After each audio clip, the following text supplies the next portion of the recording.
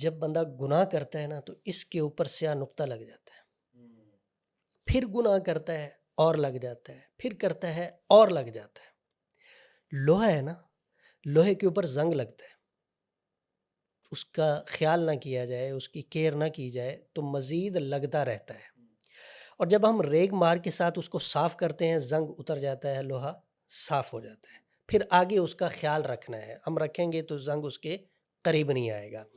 جس طرح لوہے کو زنگ لگتا ہے اسی طرح انسان کے دل کو بھی زنگ لگتا ہے، اور یہ زنگ تب لگتا ہے جب بندہ گناہ کر رہا ہوتا ہے اور گناہ کے بعد بندہ توبہ نہیں کرتا۔ جیسے ہی بندہ توبہ کرتا ہے تو وہ زنگ، وہ سیاہی جو دل کے اوپر لگی ہوتی ہے وہ ختم ہو جاتی ہے اور بندے کا دل کرتا ہے عبادت کرنے کو۔ میں آپ کو یہ بتا دوں کہ جب اللہ کی ذات کسی بندے سے ناراض ہوتی ہے نا، اللہ اس سے اس کا مال نہیں لیتے، اللہ اس سے اس کی شہرت نہیں لیتے، اللہ اس سے اس کا عہدہ نہیں لیتے، کوئی ان چیزوں میں سے کوئی چیز واپس نہیں لیتے۔ ہمارا تو یہ ہے نا کہ ہم کسی سے ناراض ہو جائیں تو جو اس کو دیا ہو ہم کہتے ہیں لا ہمارا واپس دے، لیکن اللہ کا یہ اصول نہیں ہے۔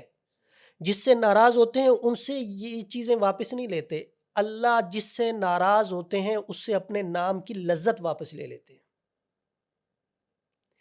بندہ کہتا ہے نا یار نماز پڑھنے کو دل نہیں کرتا، اللہ ناراض ہے۔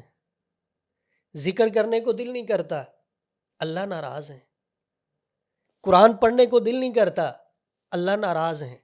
دل پہ سیاہی لگی ہوئی ہے، اللہ کے حضور سجدہ ریز ہوں، ایک آنسو بہائیں، اللہ رب العزت سارے پچھلے گناہوں کو معاف کر دیں گے۔ روزانہ کی بنیاد پہ استغفار کرتے رہیں، اللہ کا ذکر کرتے رہیں۔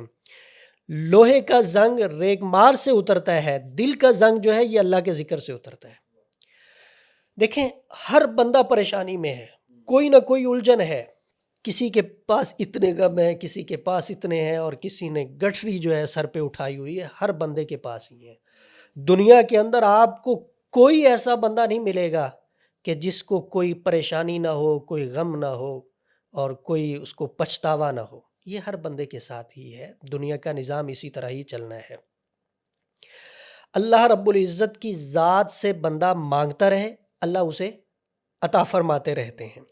ہر بندے کا دل پریشان ہوتا ہے، ہم پریشانی کا حل جو ہے وہ مادی چیزوں میں تلاش کرتے ہیں کہ مجھے اگر یہ چیز حل ہو جائے گی نا تو میری یہ پریشانی ختم ہو جائے گی۔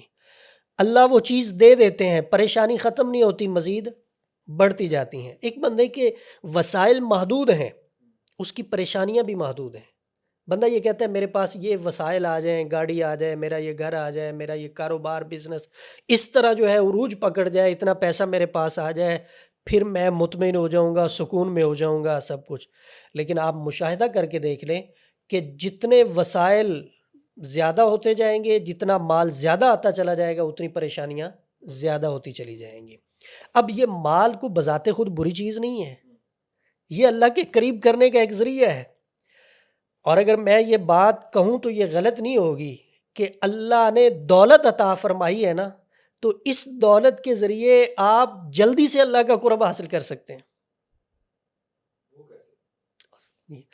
اللہ کے بندوں پہ خرچ کریں، نیکی کے کاموں پہ خرچ کریں، مخلوق خدا کی آپ خدمت کریں، بھوکے کو آپ کھانا کھلائیں، ننگے کو آپ کپڑے پہنائیں۔ اللہ کا قرب آپ کو کیسے نہیں حاصل ہوتا؟ اللہ کی رحمت کیسے نہیں آپ پہ برستی؟ ہم ان چیزوں سے دور ہیں، اللہ کا ذکر نہیں کرتے ہم۔ قرآن میں اللہ صاف لفظوں میں کہتا ہے الا بذکر اللہ تطمئن القلوب، کہ دل کا اگر سکون چاہیے تو وہ اللہ کے ذکر میں ہے۔ ذکر کے لیے ہمارے پاس ٹائم نہیں ہے۔ وہ وقت آپ کو بھی یاد ہوگا، ہمیں بھی یاد ہے اچھے سے، کہ رات کو سونے سے پہلے والدین دعائیں پڑھاتے تھے، آیت الکرسی پڑھ کے دم بھی کرتے تھے، گھر پہ بھی دم کرتے تھے، آرام سے سو جاؤ۔ صبح اذان ہوتی تھی، سب کو اٹھا دیا جاتا تھا، چلو جی مسجد۔ خواتین گھر میں قرآن کی تلاوت کرتی تھی فجر کے بعد، مرد مسجد میں تلاوت کر کے پھر آتے تھے اور اپنے کام کاج کے لیے نکلتے تھے۔ آپ مجھے ایمانداری کے ساتھ بتائیں، کیا اب ایسا نہیں ہے کہ موبائل یوز کرتے ہوئے رات کو بندہ بغیر دعا پڑھے سو جاتا ہے، بغیر کلمہ پڑھے سو جاتا ہے، سو جاتے ہیں، اور جب آنکھ کھلتی ہے تو سب سے پہلا کام موبائل پکڑ کے اس کو، کوئی دعا نہیں۔ ہمیں بتایا گیا ہے کہ جب سونے لگو تو پڑھو اللہم بسمک اموت و احیا، جب اٹھو تو یہ کہو الحمدللہ الذی احیانا بعد ما اماتنا و الیہ النشور، لیکن کوئی نہیں پڑھتا۔ سونے سے پہلے بندے کو کلمہ پڑھنا چاہیے۔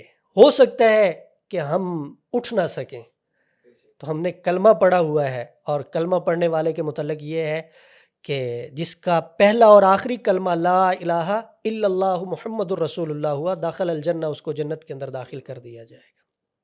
یہ چیزیں ہیں جنہوں نے ہمارے سکون کو برباد کیا ہوا ہے۔